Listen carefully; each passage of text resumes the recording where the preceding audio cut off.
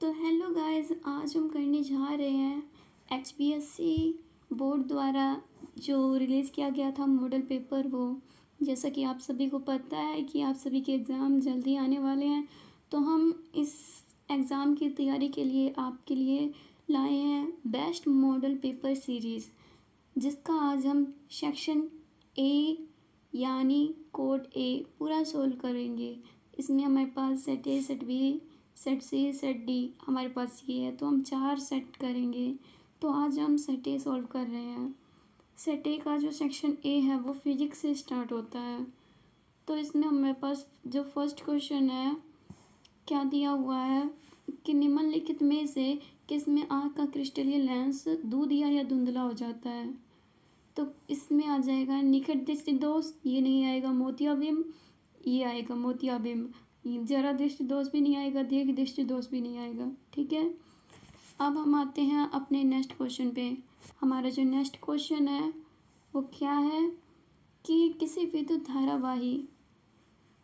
विद्युत धारावाही सीधी प्रणालिका के भीतर चुंबकीय क्षेत्र क्या होता है।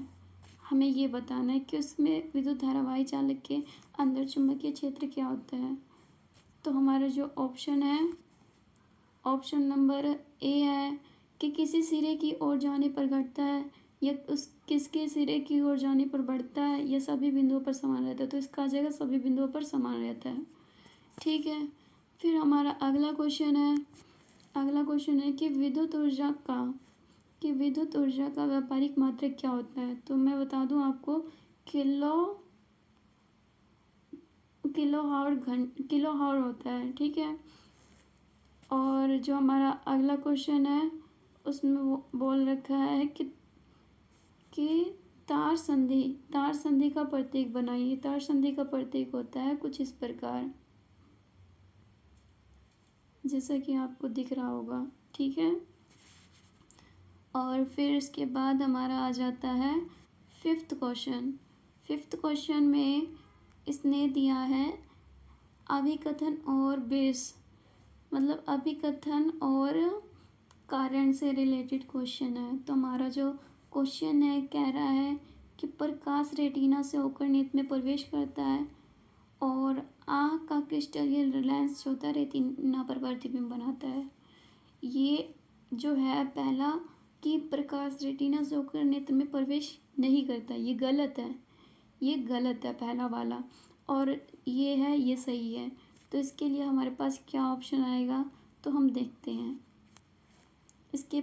हमारा आ जाएगा जो पहला है वो असत्य है और दूसरा सत्य है, तो इसका डी आ जाएगा ऑप्शन नंबर।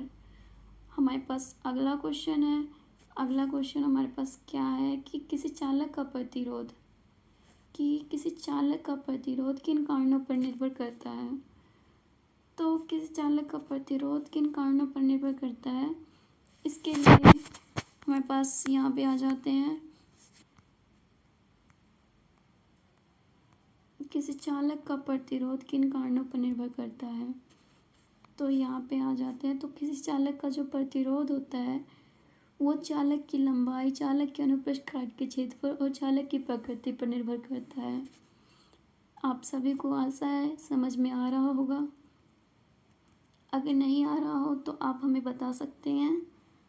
और जो हमारा नेक्स्ट क्वेश्चन है श्रेणी क्रम में संयोजन करने के स्थान पर वैदिक युक्तियों को पार्श्वक्रम में संयोजित के क्या लाभ है।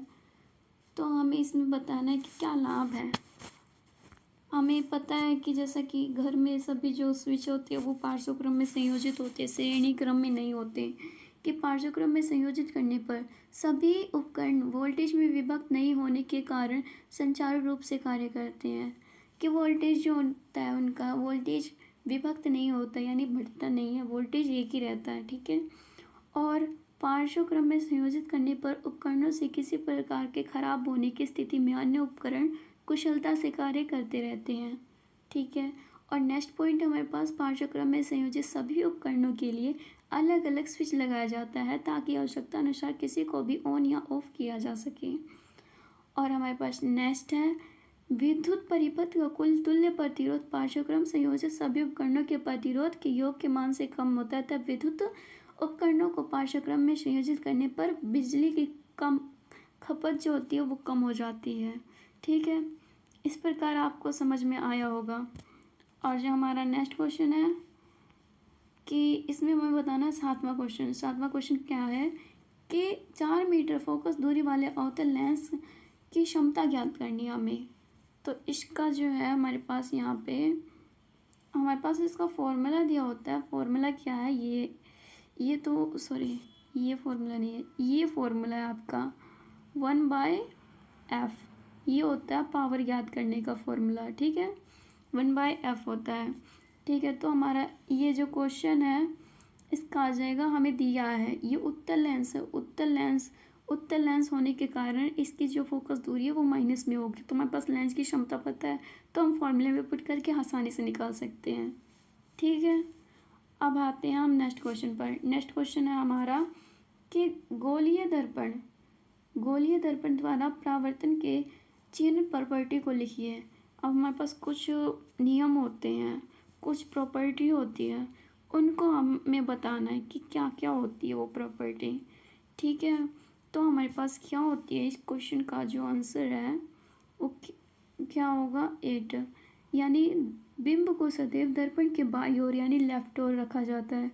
इसका अर्थ है कि दर्पण के बिंब से प्रकाश बाईं ओर से आपतित होता है और मुख्य अक्ष के समांतर सभी दूरियां जो होती है दर्पण के ध्रुव से मापी जाती हैं। और नेक्स्ट पॉइंट हमारे पास मूल बिंदु के दाईं ओर की दूरियां एक्स के अनुदिश मापी जाती है। यानी अब मूल बिंदु के दाईं ओर यानी एक्स के सभी दूरियां जो होती है एक्स प्लस में धनात्मक होती हैं। और हमारे पास नेक्स्ट पॉइंट है, जबकि मूल बिंदु के बाईं ओर यानी लेफ्ट साइड की दूरियां ऋणात्मक मानी जाती है, क्योंकि एक्स माइनस का है तो ऋणात्मक मानी जाएगी।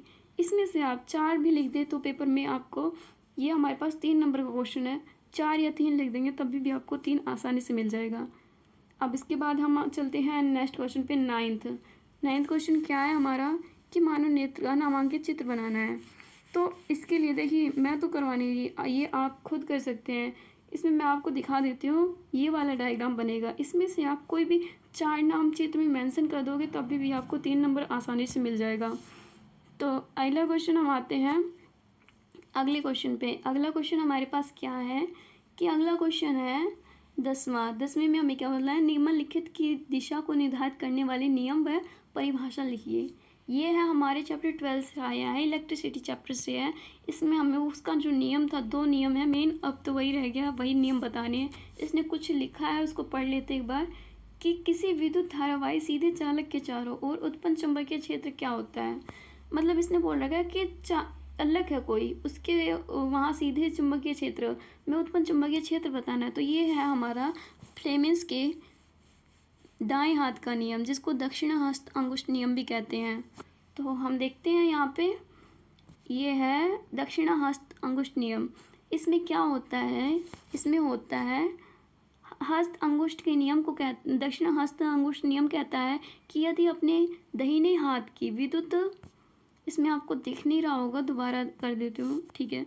फिर इसमें बोल रखा है दक्षिणाहस्त अंगुष्ठ नियम। दक्षिणाहस्त अंगुष्ठ नियम में क्या होता है, दक्षिणाहस्त अंगुष्ठ नियम कहता है कि यदि कोई अपने दाहिने हाथ को विद्युत धारावाही चालक को इस प्रकार पकड़ ले कि अंगूठा विद्युत धारा की दिशा और की ओर संकेत करता है और जो उंगलियां होती है उसके चुंबकीय क्षेत्र की दिशा पर लिपटी होती है। ठीक है, आपको ये चैप्टर 12 से लिखना है। चैप्टर 12 में जो दक्षिणाहस्त नियम है, जिसको कहते हैं फ्लेमिंग्स के बाएं हाथ का नियम, दाएं हाथ का नियम, तो वो इस पे कार्य करेगा। ठीक है, तो अब हमारा अगला क्वेश्चन है। अगला क्वेश्चन क्या है, इसी में पार्ट 2 में दिया है कि किसी विद्युत चुंबकीय क्षेत्र के लंबवत स्थित विद्युत धारावाही सीधे चालक पर आरोपित बल होती है। ये फ्लेमिंग्स के बाएं हाथ का नियम है। ठीक है, अब इसमें हमारा क्या है, ये रहा, ये हमारे पास आंसर है। जब बाएं हाथ की तर्जनी, मध्यमा और अंगूठा को इस प्रकार फैला लिया जाता है कि तीनों एक दूसरे के लंबवत हों, तब यदि तर्जनी चुंबकीय क्षेत्र की दिशा और मध्यमा चालक में प्रवाहित विद्युत धारा की दिशा की ओर संकेत और अंगूठा जो है बल की दिशा की ओर और उस पर आरोपित बल की दिशा की ओर संकेत करता है, तो हमारा हो जाता है ये फ्लेमिंग्स के बाएं हाथ का नियम। आशा है आप सभी को समझ आ रहा होगा। अगर कोई डाउट है तो आप हमसे पूछ सकते हैं, कमेंट करके हमसे पूछ सकते हैं, हम आपके डाउट सॉल्व कर सकते हैं। अगला इसी में और में दिया है चॉइस में, तो क्या है कि किसी वृत्ताकार पास में प्रवाहित विद्युत धारा के कारण चुंबकीय क्षेत्र का आरेख खींचिए। ऐसा क्यों है कि एन फेरों की किसी वृत्ताकार कुंडली के किसी बिंदु पर विद्युत चुंबकीय क्षेत्र पर फेरों द्वारा उस बिंदु पर उत्पन्न क्षेत्र का एन गुना होता है। इसमें बोल रखा है ये वो है जो ऐसे गोल होता है, उसमें अगर इलेक्ट्रिसिटी प्रवेश की जाती है तो ऐसे सर्कल होते हैं, फिर बीच में लंबवत हो जाता है। ये वाला भी चैप्टर 12 से ही आया है। चैप्टर 12 से दोनों क्वेश्चन, चैप्टर 12 मेन है, इम्पोर्टेंट है। अभी आप कर लो, फ़ायदे में रहोगे, एग्ज़ाम टाइम पे वो नहीं होगा। इसका जो आंसर है इसका देखिए, जैसा मैंने बताया था वैसा ही है बिल्कुल डायग्राम, ठीक है। इसका आंसर है कि धारा के ले जाने पर वृत्ताकार लूप के प्रत्येक बिंदु पर इसके चारों ओर चुंबकीय क्षेत्र पर प्रतिनिधित्व करने वाले संकेंद्रीय वृत्तों का साइज बड़ा होता है क्योंकि हम तार से दूर चले जाते हैं। मतलब धारा जितनी ज़्यादा हम इलेक्ट्रिसिटी ले जाएंगे उतने ही वृत्ताकार वृत्त बनेंगे और उनका वृत्त का साइज जितना गोल बनेगा उतना ही दूर होता होता चला जाएगा। अब कोई वृत्त यहाँ है, फिर यहाँ है, फिर यहाँ है, ऐसे कर करके दूर होते चले जाएंगे, ठीक है। तो बोल रहा है धारा ले जाने पर वृत्ताकार लूप के प्रत्येक बिंदु पर उसके चारों ओर चुंबकीय क्षेत्र का प्रतिनिधित्व करने वाले संकेंद्रित वृत्तों का साइज बड़ा होता जाता है और लूप के केंद्र में ये सीधी रेखा से प्रतीत होगी थी, जैसे ये दिख रहा होगा आपको रेखा। और यदि एन मोड़ वाले एक वृत्ताकार कुंडल को उत्पादित क्षेत्र एन मोड़ द्वारा उत्पादित से एन गुना बढ़ जाता है। ऐसा इसलिए होता है क्योंकि प्रत्येक वृत्ताकार मोड़ में धारा की दिशा समान होती है और मोड़ के कारण उत्पादित जो क्षेत्र होता है वो बढ़ जाता है, ठीक है। अब हम आ जाते हैं सेक्शन नंबर बी में। सेक्शन नंबर बी जो है हमारा ये केमिस्ट्री से स्टार्ट है। तो इसका फर्स्ट क्वेश्चन अभी 5 तक लगातार हमें छोटे क्वेश्चन मिलेंगे। तो इसका जो फर्स्ट क्वेश्चन है, इसका फर्स्ट क्वेश्चन है हमारे पास कि चूना पत्थर के ऊष्मीय वियोजन द्वारा निम्नलिखित में से क्या होता है। ग्रेफाइट बनता है या बिना बुझा हुआ चूना बनता है या चूने का पानी या बुझा हुआ चूना। तो इसका आंसर आ जाएगा बिना बुझा हुआ चूना बनता है। चैप्टर 1 से आया है। मैं आप सभी को सारे चैप्टर बताते जा रही हूँ कि कौन से चैप्टर से आया है क्वेश्चन। आशा है आप सभी ध्यान से सुन रहे होंगे। इसका जो नेक्स्ट क्वेश्चन है हमारे पास 12th, इसका है कि सोडियम सल्फेट और ब्रोमियम क्लोराइड के जलीय विलयन के आयन को जब मिलाते हैं तो ये प्रक्रिया क्या होती है। जैसे कि आप सभी को पता है, जब ये अभिक्रिया जब हम करवाते हैं तो इसमें एक ठोस पदार्थ बनता है। तो ठोस पदार्थ जब बनता है जो अविलय होता है, पानी में घुलनशील नहीं होता, तो उसको अवक्षेपण कहते हैं। तो इसका राइट आंसर आ जाएगा अवक्षेपण, ठीक है। अब हमारा जो नेक्स्ट क्वेश्चन है वो है कि इमली में कौन सा अम्ल पाया जाता है। इमली में कौन सा अम्ल पाया जाता है, ये क्वेश्चन मैं आप पे छोड़ रही हूँ। वेरी इजी क्वेश्चन है। जब भी मुझे पता लगेगा कि आप मेरी वीडियो को पूरा देखते हैं, इसका आंसर आप कमेंट करना मेरे को। अगर आपका कमेंट सही होगा तो मैं आपको पक्का बता दूँगी, अगर गलत होगा तो मैं आपको सही आंसर करके बता दूँगी, ठीक है। अब जो मेरा नेक्स्ट क्वेश्चन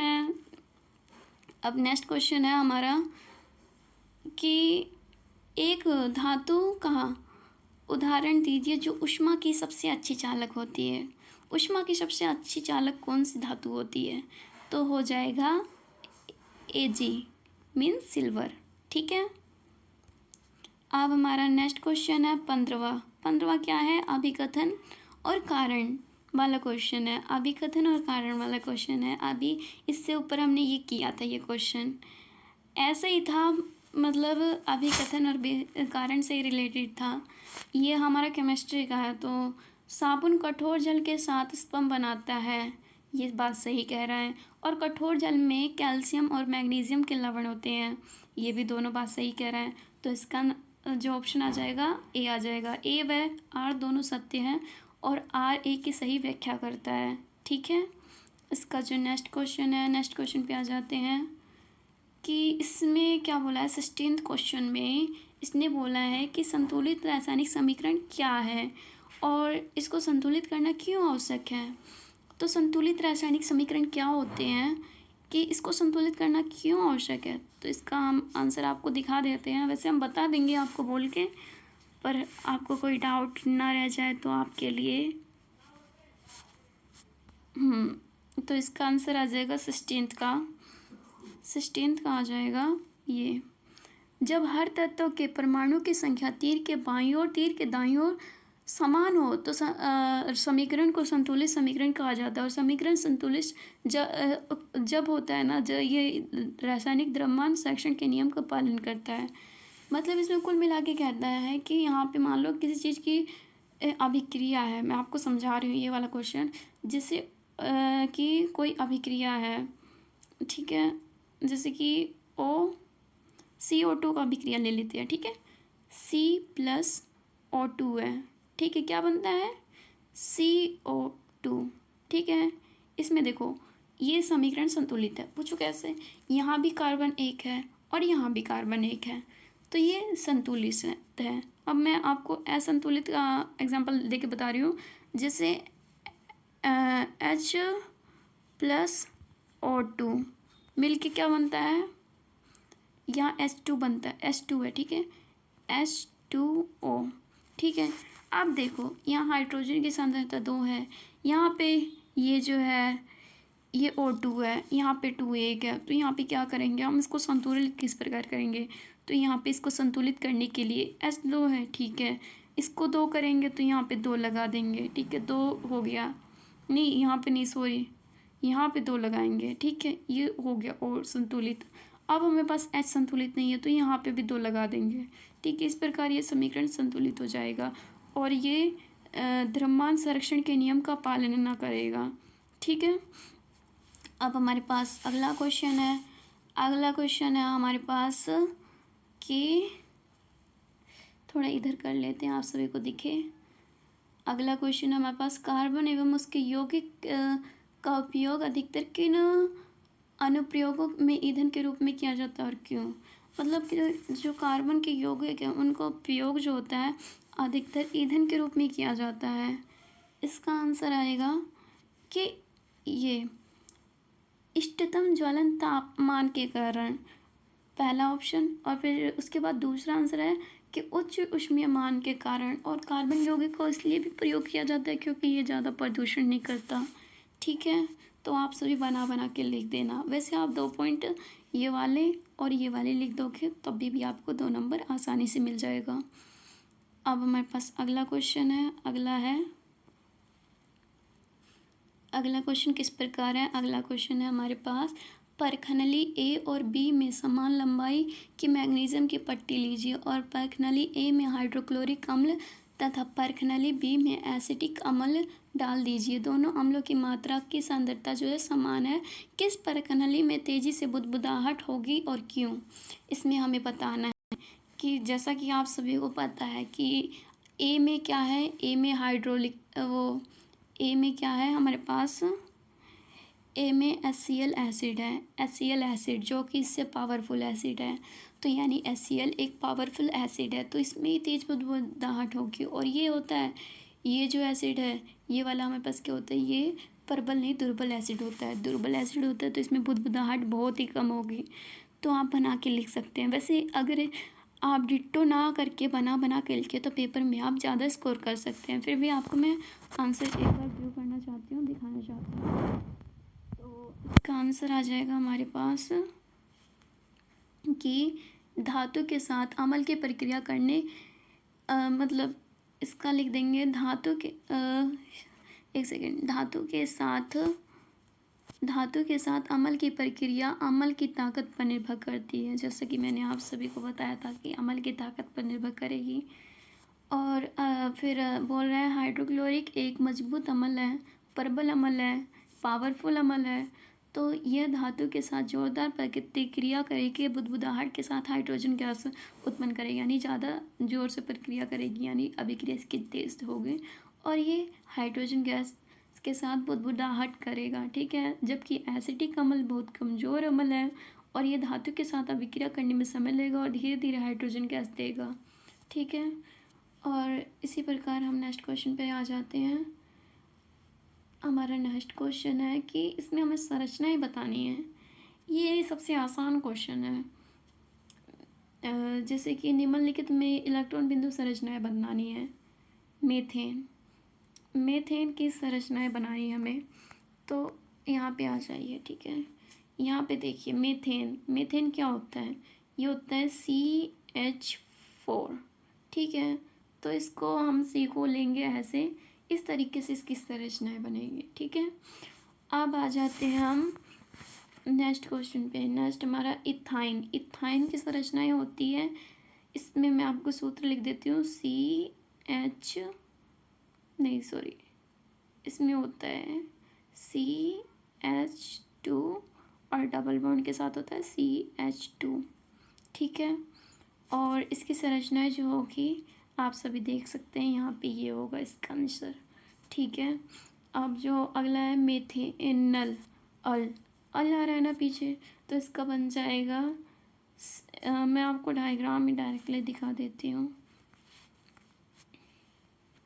तो आप ये बन जाएगा इसका।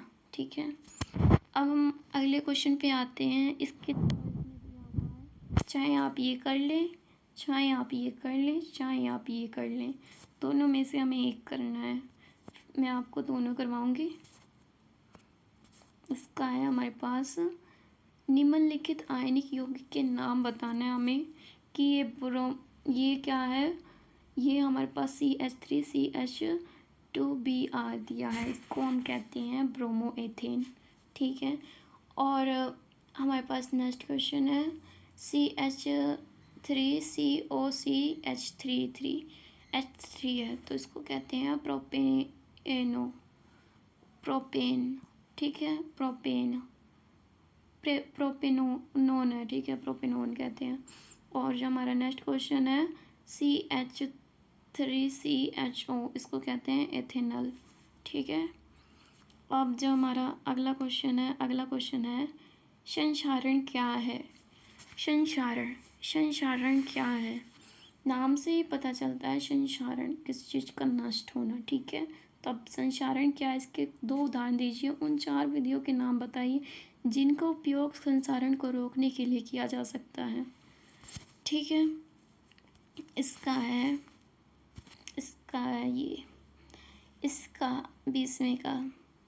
ठीक है, जब धातु को वायु के संपर्क में रखा जाता है तो वायुमंडल में उपस्थित गैस या नमी की उपस्थिति में धातुएं जो होती है वो धीरे धीरे नष्ट होने लग जाती हैं।